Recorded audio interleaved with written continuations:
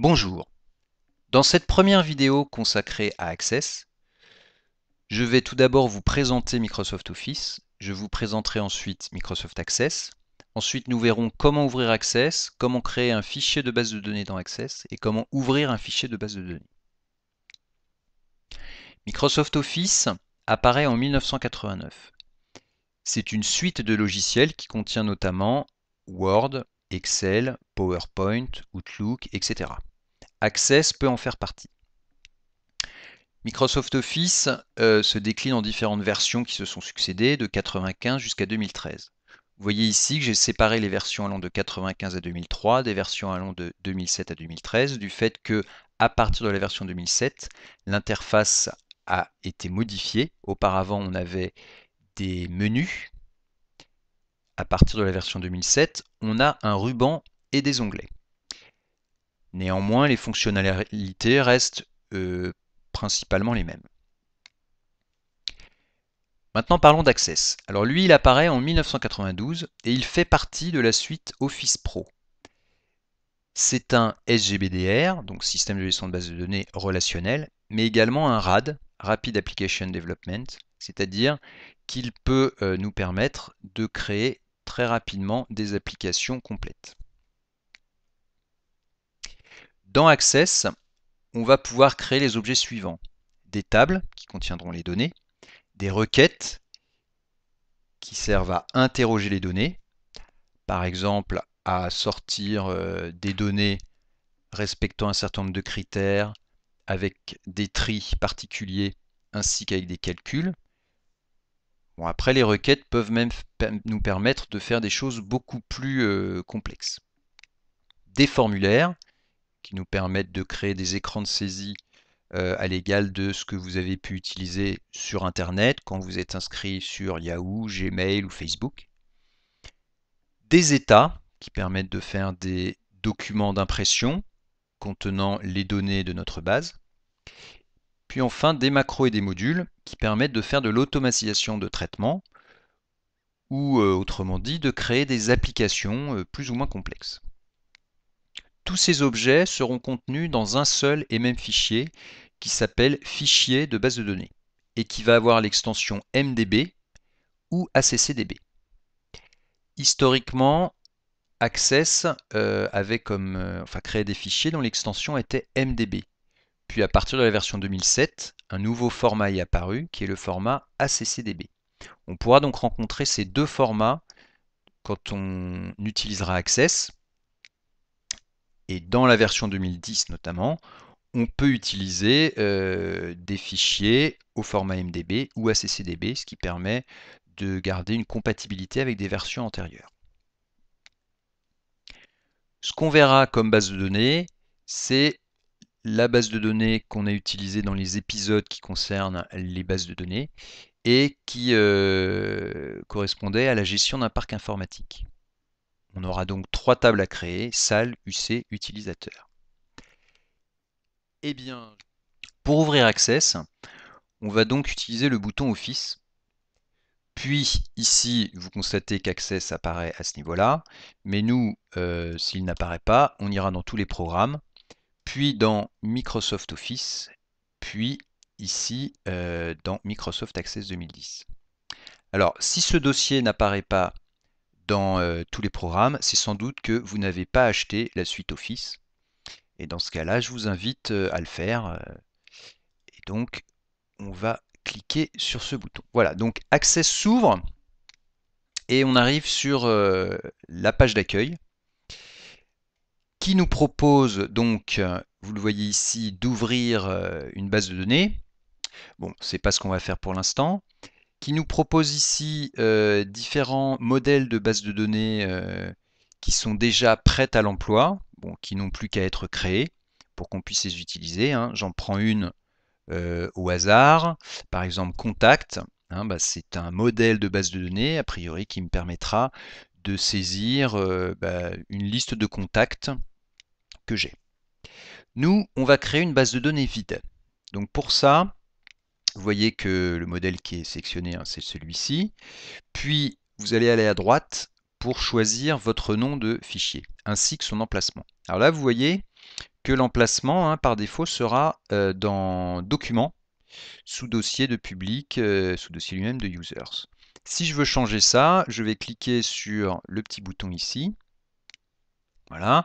Et je vais donc, pour ma part, hein, je place dans les documents publics et dans le répertoire Access. Voilà. Et ma base de données, je vais l'appeler Parc Info. Voilà.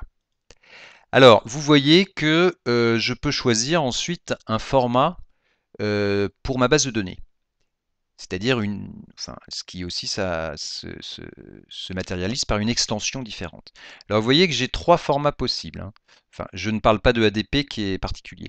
Donc on a MDB qui sera au format 2002-2003, MDB mais au format 2000, et ACCDB au format 2007. Alors c'est important de bien choisir au départ ce format, parce que si vous voulez pouvoir créer une base de données qui ensuite pourra être utilisée par une personne qui a une ancienne version d'Access, eh bien ce choix est déterminant.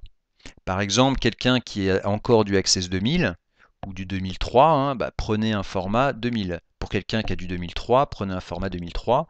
Sinon, vous pouvez passer au nouveau format ACCDB. Ce que je vais faire. Voilà. Je ne place pas d'extension. Enfin, je pourrais, hein, mais elle se placera tout seul. Donc, je fais OK. Voilà. Et ici, vous voyez, mon fichier n'est pas encore créé, hein. J'ai seulement défini son emplacement, son nom. Pour le créer, je clique sur Créer. Ma base de données est créée.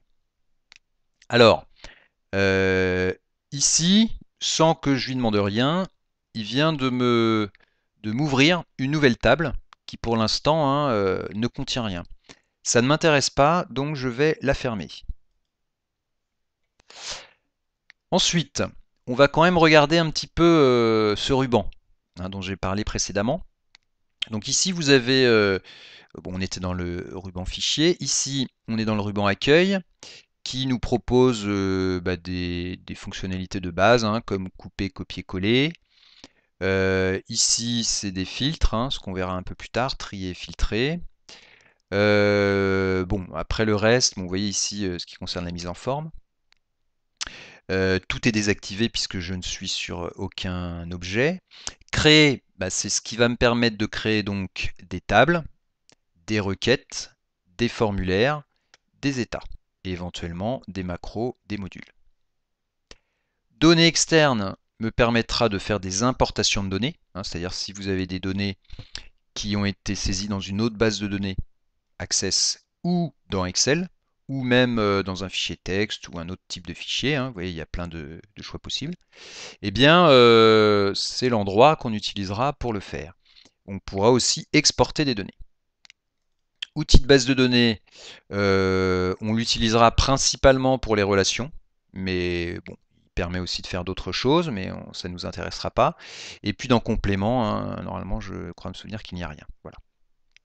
Voilà, donc là nous avons créé notre base de données et ensuite hein, nous pourrons créer les objets en utilisant l'onglet Créer. Alors, pour fermer cette base de données, hein, rien de plus simple, Fichier, fermer la base de données. Voilà, et je reviens dans l'accueil.